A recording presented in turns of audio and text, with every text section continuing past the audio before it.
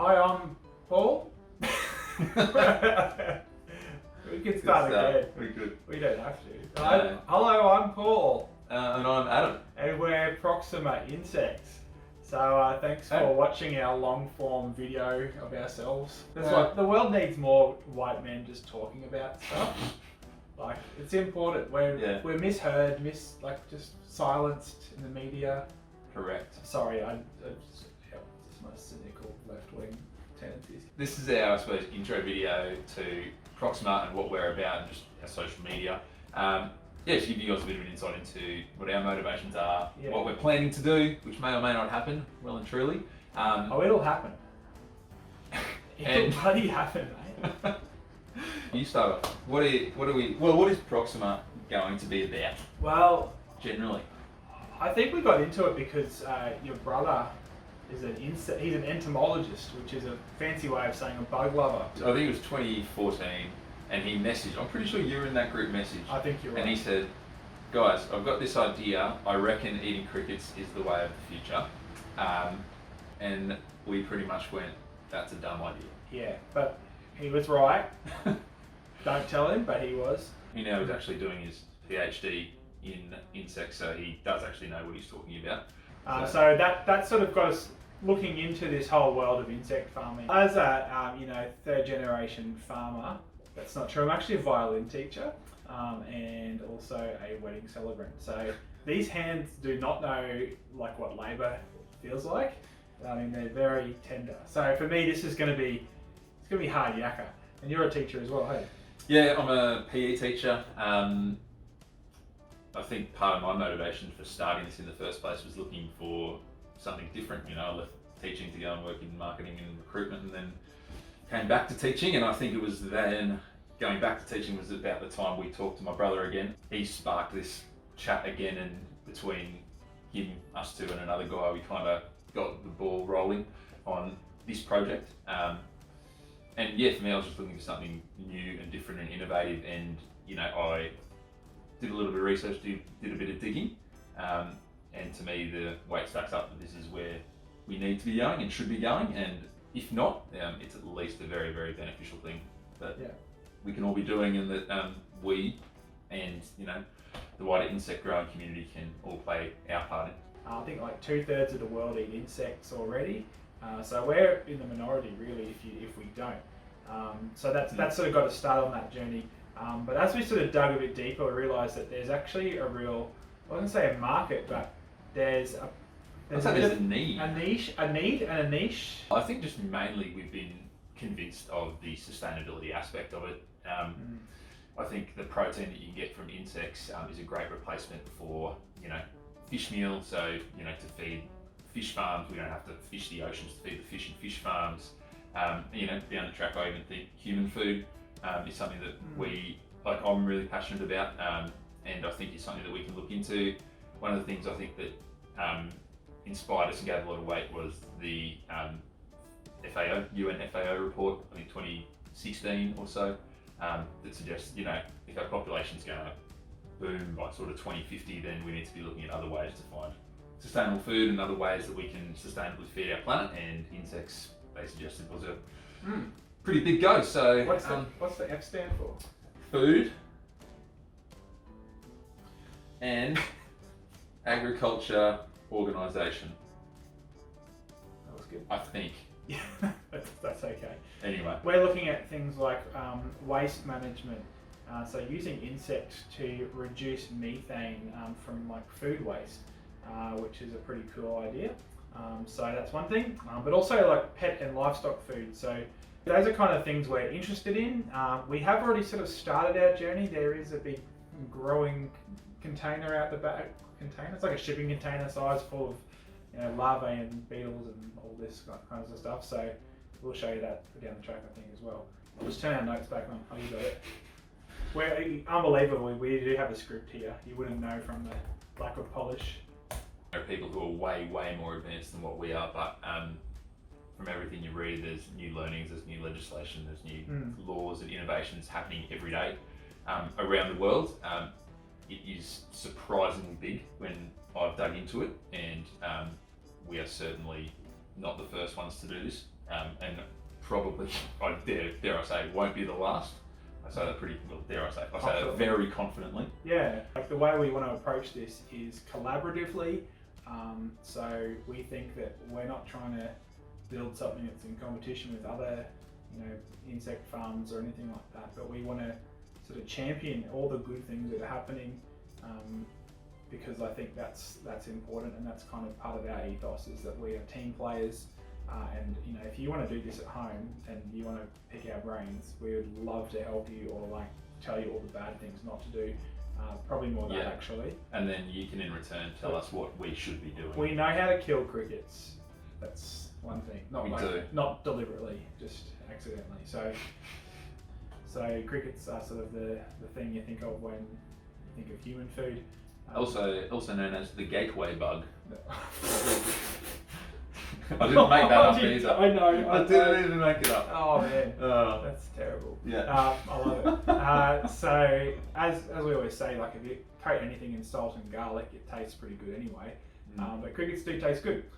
So we've already sort of got that on the move. We've got some mealworms. I know there's big farms over in Europe that are using those as a protein base for making meal and fish meal and stock feed, but certainly open for human consumption too.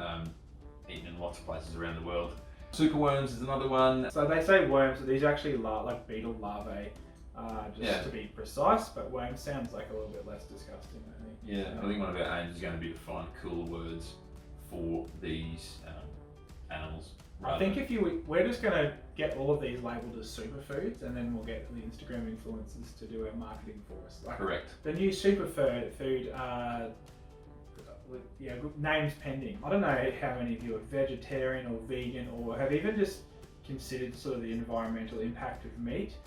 Full confession, I am a lapsed vegetarian. I'm looking at as like protein, even if it's not me eating insects. If the insects can form part of the feed for the animals we currently do eat, like chicken, fish, pork, beef, that in turn can reduce like the carbon footprint of those, traditional farming methods. I think they call that being a footprintarian. Oh, that's a good word. I think you told me that last week. It is. It's on my LinkedIn bio. Footprintarian. So sort of pivoting to, that's a word I use in my normal job. Let's pivot. I hate that so much. We'll circle back around. It's like being agile. My favourite insect, and maybe my favourite animal, Adam will attest to. Actually, my wife will attest to this. She sees me light up whenever I see one of these flies in our house. There's a black soldier fly. So black soldier fly are an amazing animal. Look, I'm getting flushed thinking about it. They are the fastest eater of organic waste in the animal kingdom. Soldier flies can eat everything, and they eat about 75 times their body weight in their lifetime. So it's actually ridiculous how good they are. When the flies hatch, they don't have a mouth, which is kind of disturbing actually. It's like a matrix thing. But that means they can't transmit germs when they lay their eggs, unlike blowflies. So these are like an amazing creature, and we think that they have a huge potential. The soldier flies are, I think, the next big thing. I think the things that we hear are that they'll turn food waste into a commodity where people want food waste because of the potential of the soldier flies. Not only their ability to reduce the greenhouse waste, but then provide a number of great byproducts from that. You got a bearded dragon, you got a lizard, or a snake. I don't know. Have you ever had a snake or a bearded dragon? No. My brother Yes. had tarantulas and scorpions that he used to feed my mealworms and crickets to. Okay. So he was my first customer. You've got chickens. Chickens love mealworms. They do. Chickens love everything They that's do. like wiggly. So that's and so do fish for that matter. I think we do a lot of reading, we do a lot of research, but we're not experts in this field. For us, it's a journey, and I think it's a journey for not only us, but dare I say, for the human race. It is a journey, shut up. The people that we've interacted with a lot in the insect community have been very open to sharing their ideas, very supportive and not particularly keeping their intellectual property too close to their chest, and been quite generous with their thoughts and ideas. So I think we'll be trying to look to do some education pieces, you know, where the things that we've learned we can pass them on to you guys. If that inspires you. If you're a skeptic, hopefully you can change your mind. That's cool. If you're a believer already, fantastic. Get on board. Let's talk. You know, research updates. There's so many pieces of new legislation and research that comes out with a whole bunch, like a stupidly wide range of research topics that I just go, well, they're researching that in insects already. I can't believe it, but it is. It's very surprising, as I said, very novel and innovative industry. So yeah, it's exciting. We'll probably try and do some product reviews. So there's already a bunch of bug stuff on the market, like especially the human stuff, because I think that's why most people want to watch this. Is they want to watch us bite into a tarantula or something. True. I won't be doing that. For you guys following along, we'd love this to be a two-way conversation. So you know, anything, questions, thoughts, you know, any articles you come across, feel like just tag us in stuff. No, they're gonna just tag us in everything. Adam already does that to me. He just sends me articles and like 3-hour podcasts at 11 p.m. at night. I'm like, cool, mate. Thanks so much. I'll definitely watch that. But if you want to do that with us, we'd love to see what you're reading, what you're looking at, what you're listening to. So that'd be good too. I think down the track, what we'd also love to do is host events for this kind of stuff. So you know, when we get set up properly, you know, if you want to come and learn what to do, or if you want to come to the pub and we'll do it, an afternoon or evening of like where all the food has like some kind of insect element to it. You know, and you can pay us money for that, obviously. So we got to pay the bills. So that's something that's I would love to do down the track. And anyway, there's definitely people doing that across the world already, and I think we just want to do our little bit in this overall journey. As I said, we're convinced that it's a good idea for a whole bunch of different motivations and reasons. I think if we can do that and support this project that we believe is, you know, pretty important, very sustainable, important for the future, then yeah, that's what we want to do. Yep. So follow, like, and subscribe, as they say, and make sure you hit the bell so you stay up to date with all the latest news. And I don't know. I think it is because we're on the screen and it's over there. Anyway, hit the bell and you can watch another video here. Bye. See ya. That was fun.